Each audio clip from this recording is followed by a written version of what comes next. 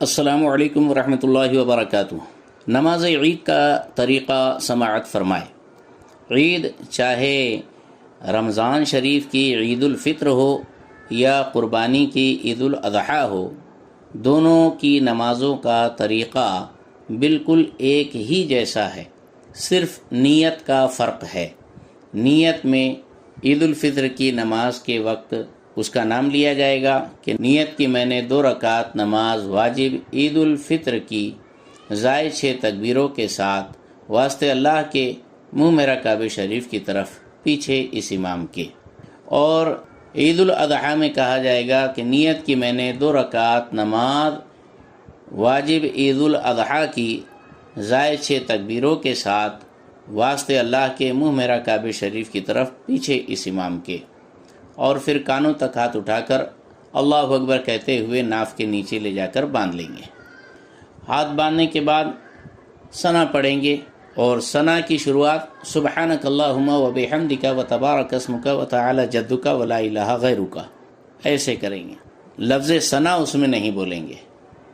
ثنا پڑھ لینے کے بعد پہلی رکعت کی جو زائد تکبیریں ہیں وہ تلاوت سے پہلے سورہ فاتحہ کے پڑھنے سے پہلے ہوتی ہے، اور دوسری رکعت میں جو 3 ایکسٹرا زائد تکبیریں ہوتی ہے وہ پوری تلاوت ہو جانے کے بعد رکوع میں جانے سے پہلے ہوتی ہے۔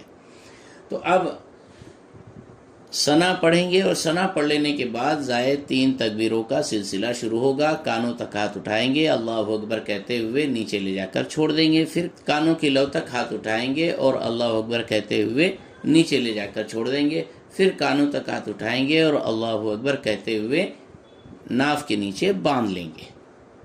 تو 2 تکبیروں میں نیچے چھوڑ دینا ہے، اور تیسری زائد تکبیر میں ہاتھ باندھ لینا ہے، اور اس کے بعد امام صاحب قرآن پاک کی تلاوت کریں گے، سورہ فاتحہ پڑھیں گے، سورہ فاتحہ کے بعد کوئی سورت یا رکوع پڑھیں گے، اور اس کے بعد جیسے نارمل دیگر نمازیں ہوتی ہے پوری رکعت مکمل کر لینے کے بعد جب دوسری رکعت میں کھڑے ہوں گے تو امام صاحب پہلے تلاوت کریں گے، سورہ فاتحہ کی تلاوت ہو جائے گی اور کوئی سورت یا رکوع کی تلاوت ہو جائے گی، پھر اس کے بعد کانوں تک ہاتھ اٹھائیں گے، اللہ اکبر کہتے ہوئے نیچے لے جا کر چھوڑ دیں گے۔